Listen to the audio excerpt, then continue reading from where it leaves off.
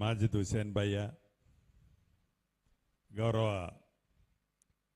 Housing board ఎండి గారు గౌతమ్ గారు, గౌరవ హైదరాబాద్ జిల్లా కలెక్టర్ గారు, హౌసింగ్ బోర్డు అధికారులందరూ, రెవెన్యూ శాఖ అధికారులు, అదే రకంగా ఇన్ఛార్జి మంత్రివర్యులు పొన్నం ప్రభాకర్ గారు రావాల్సి ఉండే తన నియోజకవర్గంలో స్ట్రక్ అయ్యారు. వారికి అదే రకంగా దీంట్లో ఎట్టి పరిస్థితుల్లో పేదవాళ్ళకి ఇల్లు ఇవ్వాలని స్థానిక నాంపల్లి శాసనసభ్యులతో పాటు పార్లమెంటు సభ్యులు అసద్ బాయ్ కూడా అనేక పర్యాయాలు నాతో అడగటం జరిగింది. గౌరవ ముఖ్యమంత్రి గారిని కూడా రిక్వెస్ట్ చేయటం జరిగింది. అసద్ బాయ్ కూడా అవైలబిలిటీ లేనట్టున్నారు. వారికి ఈ కార్యక్రమంలో పాలు పంచుకుంటున్న నా తోబుట్టువులైన ఆడబిడ్డలు, అన్నదమ్ములు, మీడియా మిత్రులు అందరికీ హృదయపూర్వక నమస్కారాలు. సలాములేకుం.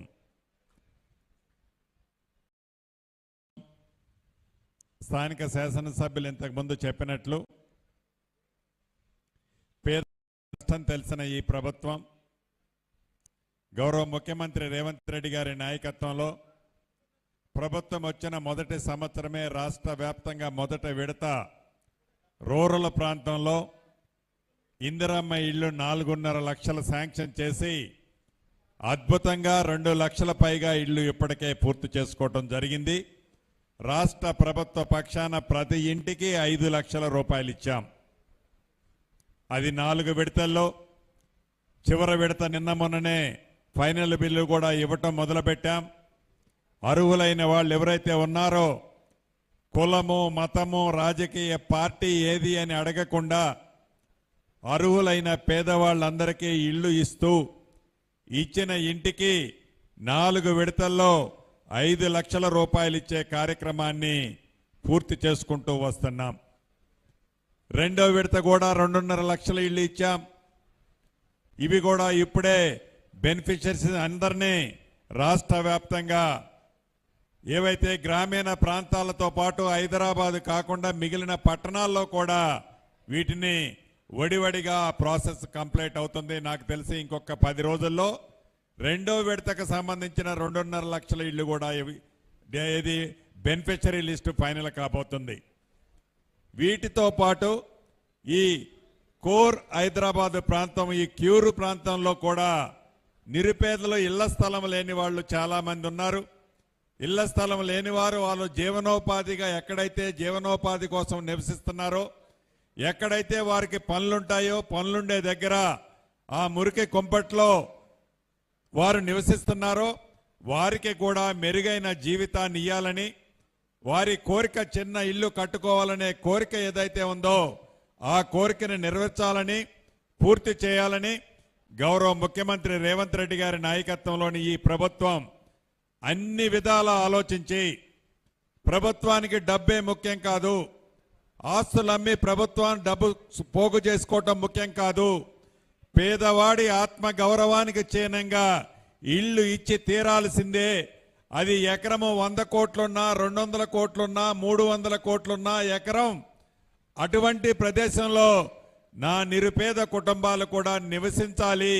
వాళ్ళు కాలరెగరేసుకొని జీవించే విధంగా వాళ్ళకి ఇల్లు కట్టివ్వాలని ఈ రాష్ట్ర ప్రభుత్వం నిర్ణయం తీసుకొని ప్రతి నియోజకవర్గంలో ఏదైతే 1,00,000 ఇళ్లు శాంక్షన్ చేశామో ఈ క్యూరు ప్రాంతంలో మొదటి విడత ప్రతి నియోజకవర్గంలో 500 సుమారుగా అంటే 480 ఇళ్లు చొప్పున ఇప్పటికే 16 నియోజకవర్గాలలో స్థలాలు సేకరించి ఆ సేకరించిన 16 నియోజకవర్గాల్లో టెండర్లు కూడా ఫైనల్ చేశాం. ఇందాక గౌరవ శాసనసభ్యులు చెప్పినట్లు 2-3 రోజుల్లో అక్కడ కూడా కాంట్రాక్టర్లు ఆ టవర్లు కట్టడానికి పనులు మొదలు పెడతారు. సంవత్సరం లోపే ఎవరైతే ఈనాడు లాటరీలో ఇల్లు పొందుతున్నారో నా తోబుట్టువులైన ఆడబిడ్డలు సంవత్సరం లోపే వారి ఇంటిని అద్భుతంగా కట్టి ఆ ఇల్లు ఆ ఆడబిడ్డ పేరుతో రిజిస్ట్రేషన్ చేస్తాము. రిజిస్ట్రేషన్ కూడా ₹1 ఛార్జీ తీసుకోం. రిజిస్ట్రేషన్ కూడా ₹1 ఛార్జీ తీసుకోం. 17 నుంచి 20 గజాల స్థలము అన్డివైడెడ్ షేర్ల భూమితో కలిపి అద్భుతంగా 525 స్క్వేర్ ఫీట్లతో ఆ ఇంటిని నా ఆడబిడ్డ పేరుతో ఎవరైతే లాటరీ వస్తుందో ఇప్పుడు ఆ ఆడబిడ్డ పేరుతో రిజిస్ట్రేషన్ చేస్తాము. 10 సంవత్సరాల తర్వాత ఆ ఆడబిడ్డ ఆ ఇంటిని ఏమైనా చేసుకోవచ్చు, తనకు అవసరం ఉంటే సేల్ కూడా చేసుకోవచ్చు. ఆ కండిషన్తో రిజిస్ట్రేషన్ చేస్తున్నాము. ఏదైనా అవసరానికి తాకట్టు పెట్టాలనుకుంటే రిజిస్ట్రేషన్ అయిన తెల్లవారే దాన్ని క్లియర్ టైటిల్తో ఉంటుంది కాబట్టి ఆ ఆడబిడ్డ దాన్ని ప్లెడ్జ్ చేసుకుని, అంటే తాకట్టు అవసరం కోసం, కొడుకు చదువు కోసమో బిడ్డ పెళ్లి కోసమో ఇంకా ఇతరత్ర ఇంట్లో అవసరాల కోసం ఆ ఆడబిడ్డ ఆ ఇంటిని తాకట్టు పెట్టుకుంటే ఇందాక మాజిద్ భాయ్ చెప్పినట్లు 50 నుంచి 60 లక్షల రూపాయలు తాకట్టు పెడితే లోను కింద ఇస్తారు ఆ భూమికి, ఆ ఇంటికి. అటువంటి ఇంటి స్థలమ ఖరీదే 50 నుంచి 60 లక్షల రూపాయలు ఉంటుంది. ఇంటి స్థలంతో పాటు ఇల్లు ఆ ఆడబిడ్డ కట్టే 6 లక్షల రూపాయలు కాకుండా అదనంగా మరొక 5 లక్షల రూపాయలు వేసి రిజిస్ట్రేషను రూపాయి ఖర్చు లేకుండా ఆ ఆడబిడ్డకి రిజిస్ట్రేషన్ చేయటం జరుగుతుంది.